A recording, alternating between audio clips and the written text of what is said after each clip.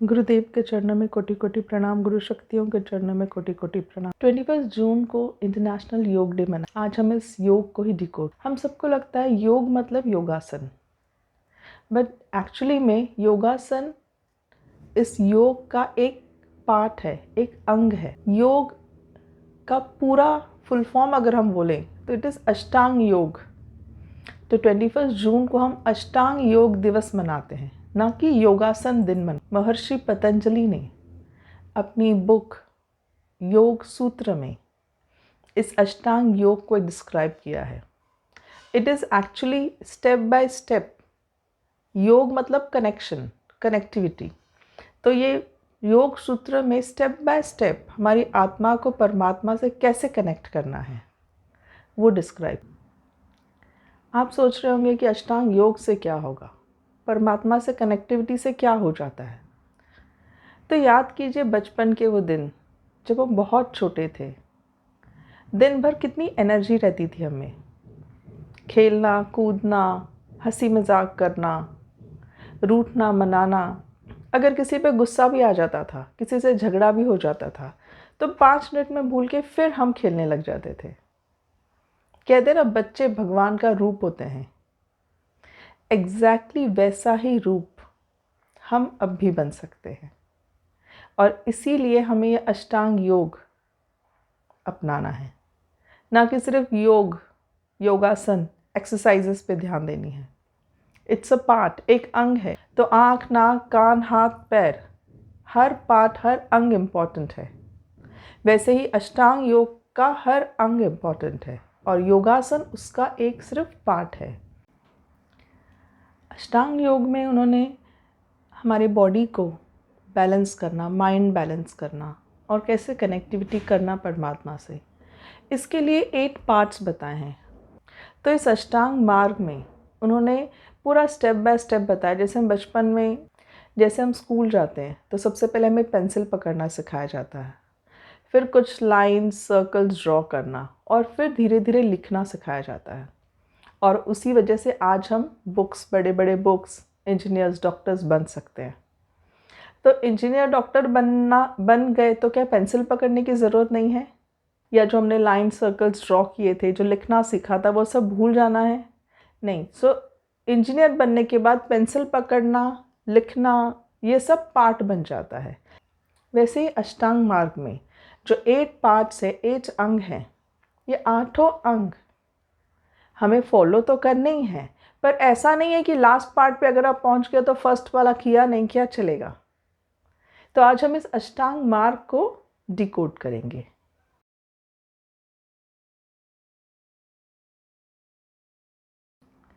अष्टांग मार्ग का जो पहला स्टेप है वो है यम। यम basically principles of code of conduct है। जैसे इस दुनिया में हम रहते हैं तो हमें कैसे इंटरैक्ट करना है, what is a correct way of living. हम कहते हैं ना हमारे कुछ आइडल्स होने चाहिए, कुछ प्रिंसिपल्स होने चाहिए लाइफ के। तो क्या प्रिंसिपल्स होने चाहिए वो इसमें एक्सप्लेन किया है। जैसे नॉन वायलेंस, अहिंसा का हमें फॉलो करना है, सत्य का फॉलो करना है, छोटी छोटी बातों में भी हमें झूठ नहीं बोलना। जैसे कोई पूछे कि 5 बजे मिलने आओ, तो अगर हम घर से ही 5 बजे निकले और उनका कॉल आ जाए कि आप आ रहे हो, तो हम कहते हैं बस पहुंच रहे हैं 5 मिनट। एक्चुअली हम घर से ही निकले नहीं, तो ये भी झूठ के कैटेगरी में आएगा। तो ये छोटी छोटी गलतियों से हमें बचना है, सच बोलना है हमें हर वक्त। टेम्पटेशन से हमें टेम्पटेशन से बचना यानी जो चीज़ हमारी है नहीं उसकी इच्छा करना और उसकी लालसा करना कि अरे ये हमें मिल जाए, ये टेम्पटेशन है। इसका सीवियर केस हो जाता है कि कभी कोई चोरी कर लेता है, स्टील करता है। तो ये चोरी, टेम्पटेशन जो आपका है नहीं, उसमें ध्यान नहीं देना। हमें एक नॉन पॉजिटिव एटीट्यूड बनाना है। हमें ऐसे नहीं लगना चाहिए कि हर चीज़ हमें चाहिए, बहुत सारा है हमारे पास और चाहिए। लालच, लिमिट में होनी चाहिए हर चीज़। खाना भी खाओ तो आप लिमिट में खाओ। अष्टांग योग का सेकेंड अंग है नियम। नियम मतलब understanding your body and lifestyle, personal discipline. खुद की बॉडी के लिए हमें कुछ रूल्स, कुछ डिसिप्लिन फॉलो करने पड़ते हैं। जैसे शौच, purity of body, Santosh, relax रहना, सेटिस्फाइड रहना, सेल्फ रियलाइजेशन, सेल्फ एनालाइज कहते हैं जिसे हम, सेल्फ रिफ्लेक्शन, कि खुद के बारे में देखना, कि खुद को जानना, कि हम क्या सही कर रहे हैं, क्या गलत कर रहे हैं, टाइम पे सोना, टाइम पे उठना।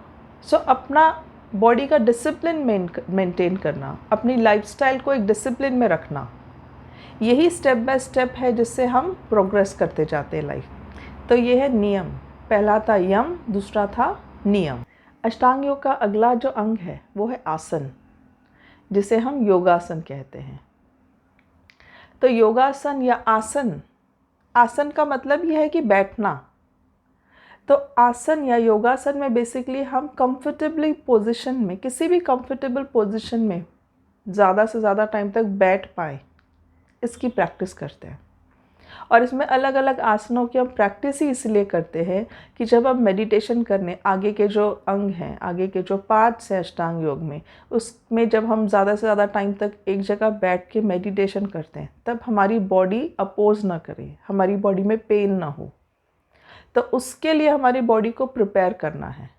तो ये जो आसन है, इसका पर्पस है हमारी बॉडी को अगले स्टेप के लिए प्रिपेयर करना। पर आज के मॉडर्न लाइफ में जो वेस्टर्न कल्चर हम अपने इसमें मिला देते हैं, तो अष्टांग योग मतलब योगासन, ये सिर्फ एक शरीर भाव बन के रह गया है। जबकि इस अंग का, योगासन का पर्पस है कि शरीर भाव को कम करना और आत्मा भाव की तरफ बढ़ना। जब हम बिना हिले डुले एक जगह पे, एक पोजीशन पे, एक पोस्चर लेके बैठते हैं, कंफर्टेबली बैठते हैं, तो वी डोंट रियलाइज, हमारे शरीर को हम रियलाइज़ नहीं करते, हम मेडिटेशन में खो सकते हैं। तो इससे हमारा अपने आप शरीर भाव कम हो जाता है। पर हमें योगासन की आदत नहीं है। अगर हमने आसन प्रैक्टिस नहीं किया, यम किया, नियम किया, पर थर्ड पार्ट आसन नहीं प्रैक्टिस की, तो जब आप मेडिटेशन करने बैठोगे एक जगह पे, तब आपका शरीर भाव आपके रास्ते की रुकावट बनेगा। आपको तकलीफ़ होगी पैरों में, पीठ में, कमर में, आप बैठ नहीं पाएंगे ज़्यादा देर। इसीलिए योगासन करना बहुत ज़रूरी है। एक बैलेंस्ड बॉडी आपको इससे मिलती है, और बैलेंस्ड बॉडी में ही बैलेंस्ड माइंड रह सकता है। तो ये 3 स्टेप हो गए। अब चौथा स्टेप इसमें है प्राणायाम। योगासन या आसन में जब हम कंफर्टेबली एक पोजीशन पे बैठना सीख गए हैं ज़्यादा से ज़्यादा देर, अब प्राणायाम करना है। प्राणायाम क्या है? फोर्सफुली हम ब्रीदिंग को कंट्रोल करते हैं, एक पैटर्न देते हैं। तो इससे क्या होता है, हमारे जो सारे ऑर्गन्स हैं बॉडी के, सारे ऑर्गन्स में मैक्सिमम ऑक्सीजन का सप्लाई होता है। अगर हम नॉर्मल ब्रीथ कर रहे हैं, अनअवेयरली ब्रीथ कर रहे हैं, तो भी ऑक्सीजन मिलता है, पर प्राणायाम से ऑक्सीजन की जो क्वांटिटी है वो ज़्यादा पहुंचती है। तो अगेन इससे हमारी फंक्शनिंग, बॉडी फंक्शनिंग प्रॉपर होती है। We are more prepared for the next step. तो ये जो 4 स्टेजेस हैं, ये जो 4 अंग हैं अष्टांग योग के, ये चारों अंग आपको प्रिपेयर कर रहे हैं, आपके बॉडी, आपके माइंड को प्रिपेयर कर रहे हैं आगे के अंगों के लिए। बहुत बार ये देखा गया है कि योगासन करते हैं लोग, प्राणायाम करते हैं लोग, पर जब मेडिटेशन की बात आती है तो कहते हैं कि नहीं, हम एक जगह नहीं बैठ सकते। तो योगासन या प्राणायाम का पर्पस ही है कि एक जगह पे बैठना हम सीखें, इसमें हमारी बॉडी पेन ना हो, हमारे पैर, कमर, पीठ में दर्द ना हो, हमारी बॉडी के सारे पार्ट्स पे ऑक्सीजन की प्रॉपर सप्लाई हो। तो इनका काम है हमारी बॉडी को रेडी करना। तो हमें ये अवेयर रहना है कि हम योगासन क्यों कर रहे हैं, बॉडी को फिट करने के लिए, शरीर भाव को बढ़ाने के लिए हम प्राणायाम क्यों कर रहे हैं, ताकि बॉडी के अलग अलग पार्ट्स में ऑक्सीजन सप्लाई हो, बैठे बैठे भी ये काम अच्छे से हो, ताकि हम आगे कंसंट्रेट कर सके, फोकस कर सके, मेडिटेट कर सके। नेक्स्ट है प्रत्याहार। अब इस स्टेप में क्या होता है कि हम हमारे 5 सेंसेस को कंट्रोल करते हैं। हमने योगासन किया, प्राणायाम किया, डीप ब्रीदिंग करके हमने अपनी बॉडी को फिट कर लिया। अब जब हम शांत बैठे हैं, तब हमारी बॉडी तो शांत है, पर हमारे सेंसेस वर्क करते हैं। हमारे जो 5 सेंस ऑर्गन्स हैं, हमें कुछ सुनाई देता है, कुछ दिखाई देता है, हम कुछ सोचते हैं, तो ये हमारे 5 सेंसेस को कंट्रोल करना है इस स्टेप पे, ताकि हमारा फोकस इनर सेल्फ की तरफ जाए, हमारा ध्यान बाहर ना भटके। भटकता रहा ध्यान, जब हम मेडिटेशन करने बैठते दुनिया की सारी चीज़ें याद आती हैं। तो वो ना हो, इसके लिए ये स्टेप है। फोकस ऑन, सारे मटेरियलिस्टिक चीज़ों पे फोकस आपको हटाना है। शुद्ध और पवित्र चित्त रहना है हमारा, कहीं भी ध्यान न जाए जब हम शांत बैठे हों, कुछ भी सोच विचार ना आए। पर ये प्रैक्टिस से होता है। जैसे छोटे बच्चे के हाथ में जब आप पेंसिल देते हो तो इमीडिएटली वो सर्कल, लाइन या अल्फ़ाबेट्स वगैरह लिखने लगता है क्या? नहीं, वो 2 साल 3 साल प्रैक्टिस करता है तब जाके वो ए लिख पाता है। तो वैसे ही अगर हमने डिसाइड किया कि आज से हम शांत बैठेंगे, हम सोचेंगे नहीं, तो अपने आप को कम से कम 45 डेज़ देना पड़ेगा आपको। इन 45 डेज़ में आप धीरे धीरे प्रैक्टिस करके ये स्टेज पा लोगे। इस स्टेप में हम ऐसे सोचेंगे कि अपने आप हम बैठें और हमारे सारे सेंसेस कंट्रोल में आ जाए, ऐसा नहीं होगा। माइंडफुल आपको उसको कंट्रोल करना पड़ेगा, एक डिसाइड करके, एक फर्म डिसीजन लेके कि मुझे बैठना है, मतलब बैठना है। कोई भी थॉट अगर आता है तो अवेयर रह के उस थॉट को हमें निकालना है, उस थॉट को बढ़ने नहीं देना है। एंड टेंशन भी नहीं लेना है कि अरे थॉट्स आते हैं, ये थॉट्स आएंगे ही। अगर हम कहते हैं हाँ थॉट आ रहा है पर हम इस थॉट पे ज़्यादा नहीं सोचेंगे, ये आ रहा है, हम इसे रोक नहीं सकते पर सोचेंगे नहीं और हम, तो ऐसे ही आप डिसाइड जब करोगे, आप जब माइंडफुल रहोगे, तो ही हम इस स्टेप में परफेक्शन ला सकते हैं। अब नेक्स्ट है धारणा। धारणा जो अष्टांग योग का पार्ट है, उसमें हम क्या करते हैं कि किसी भी एक ऑब्जेक्ट पे हम फोकस करते हैं, किसी भी एक टॉपिक पे हम फोकस करते हैं। और जब हम किसी एक ऑब्जेक्ट पे फोकस करते हैं, जैसे कहा जाता है ना, अपने ब्रीदिंग पे फोकस करो, आप सांस ले रहे हो, सांस छोड़ रहे हो, सिर्फ इसी पे कंसंट्रेट करो। तो ये जो फोकस है, सिंगल पॉइंट फोकस होना चाहिए। मतलब अगर आपने फोकस किया, आंख बंद करके सोचा कि मैं सिर्फ ब्रीदिंग के बारे में कंसंट्रेट करूँगी, ब्रीदिंग पे कंसंट्रेट करूँगी, तो और कुछ भी थॉट आप में नहीं आना चाहिए, ओनली ब्रीदिंग। अगर हम आंख बंद करके, सपोज आप ब्रीदिंग पे नहीं, किसी एक आइडिया पे फोकस कर रहे हो कि हाँ आई एम गुड, मैं एक शुद्ध और पवित्र आत्मा हूँ, इस आइडिया पे आपने अगर फोकस करना शुरू किया, तो जो भी आइडिया, जो भी चीज़ पे आप फोकस कर रहे हो, दैट शुड बी 100% कॉन्सेंट्रेशन, जिसे हम कहते हैं। आजकल हम कहते हैं ना, बच्चों में कॉन्सेंट्रेशन नहीं है, वो पढ़ते पढ़ते उनका ध्यान भटक जाता है। तो ये जो धारणा है, ये हमें सिखाता है कि कैसे फोकस लूज़ नहीं करना है, कैसे कंसंट्रेशन लूज़ नहीं करना है। अगेन ये भी प्रैक्टिस से होते हैं, और ये सारे स्टेप्स जो हैं ये इंटर रिलेटेड है। मतलब जब हम प्राणायाम करते हैं, ब्रीदिंग एक्सरसाइज करते हैं, तब हमारा ध्यान कहीं और नहीं जाना चाहिए, वहीं से हमें धारणा की भी प्रैक्टिस शुरू कर देनी चाहिए। जब हम बाहर दुनिया में जाते हैं, किसी से बात करते हैं, तब वहाँ पे भी हमें माइंडफुल रहना है कि मुझे झूठ नहीं बोलना है, मुझे सच बोलना है, अनवांटेड चीज़ें मुझे कुछ नहीं करनी है, मुझे हर चीज़ लिमिट में करनी है, खाना लिमिट में, घूमना लिमिट में, एन्जॉयमेंट लिमिट में।